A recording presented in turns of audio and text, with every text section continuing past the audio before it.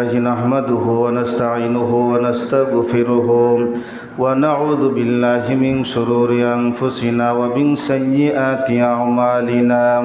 من يهده الله فلا مضل له ومن يضلله فلا هادي له وأشهد أن لا إله إلا الله وحده لا شريك له وأشهد أن سيدنا ومولانا محمدا عبده ورسوله أرسله بالحق بشيرا ونذيرا بين يدي الساعة من يطع الله ورسوله فقد رشد ومن يعصهما فإنه لا يضر إلا نفسه